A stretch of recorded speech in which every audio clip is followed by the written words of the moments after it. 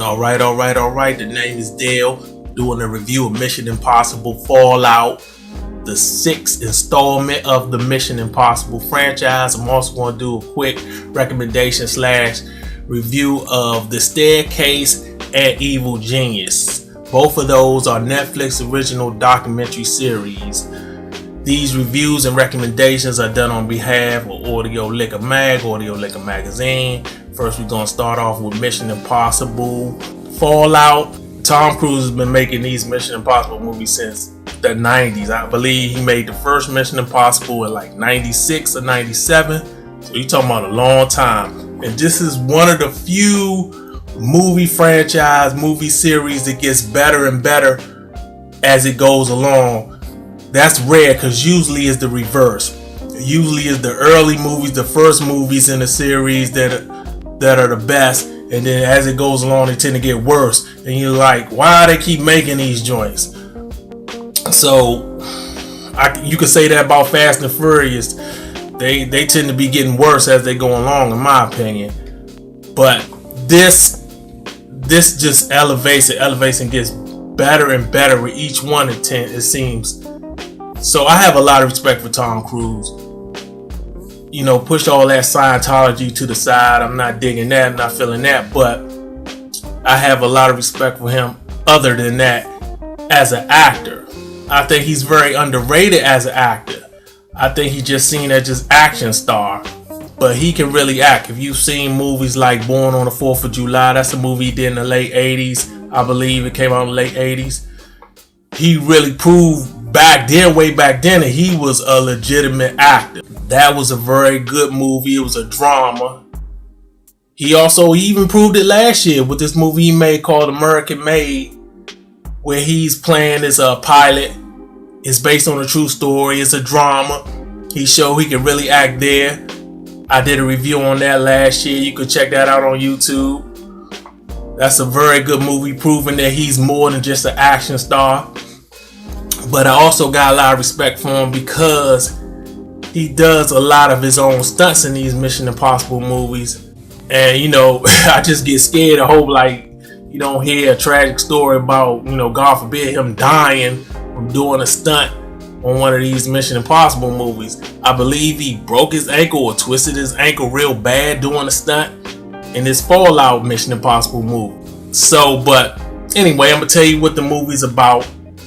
Plot is kind of simple. You know, it got variables within the plot, but Ethan Hunt, that's the character Tom Cruise plays, him and his MI team, they're trying to capture these 3 plutonium nuclear weapons, and something goes wrong where they're not able to complete their mission in that form. So they embark on this new mission to stop these terrorists from using these nuclear plutonium, you could say, weapons and exploding them and doing terrorist acts. So they're trying to stop them before they kill a bunch of people.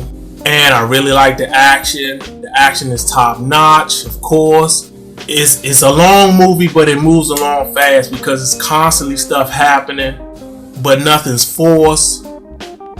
It's a pretty much damn near perfect action movie.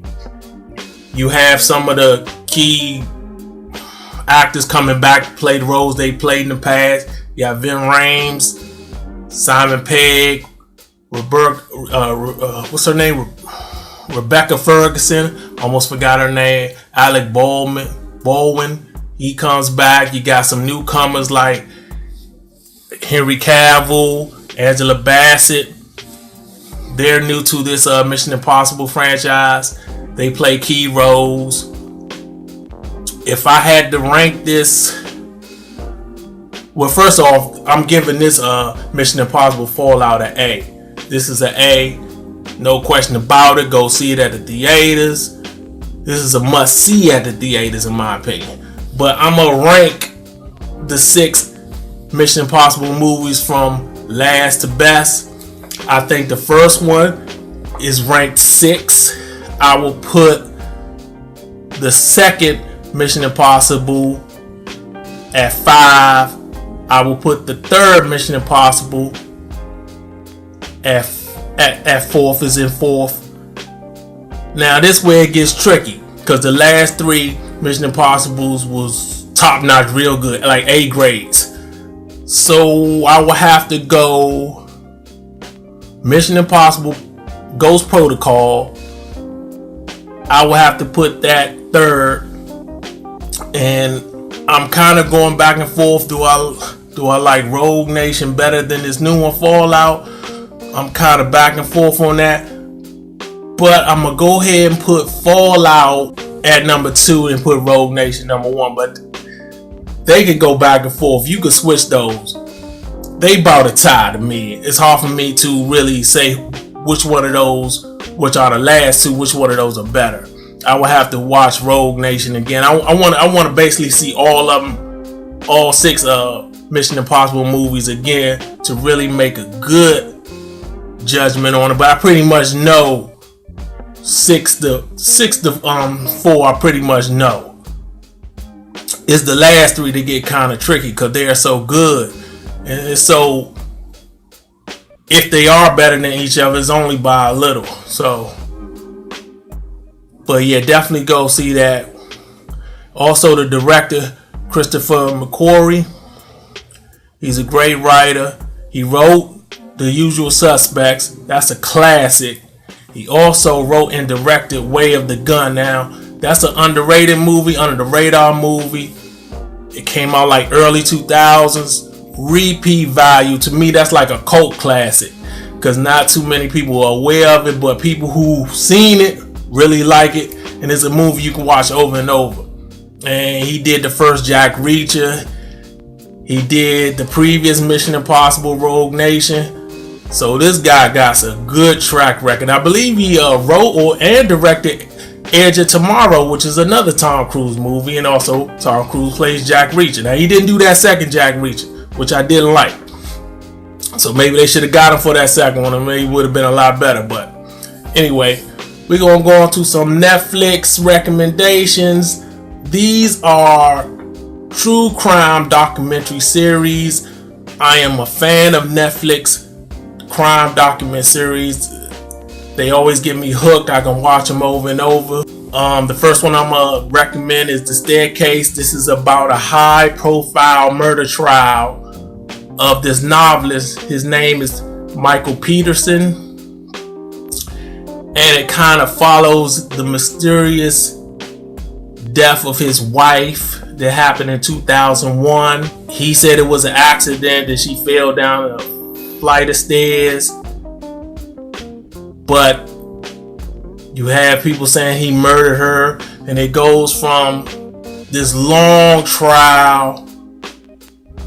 He gets trialed, and he gets retrialed again, and you find out certain things is corruption on the prosecutor's side. Is this secret that he has, Michael Peterson has, that he says his wife knew already, which I don't believe.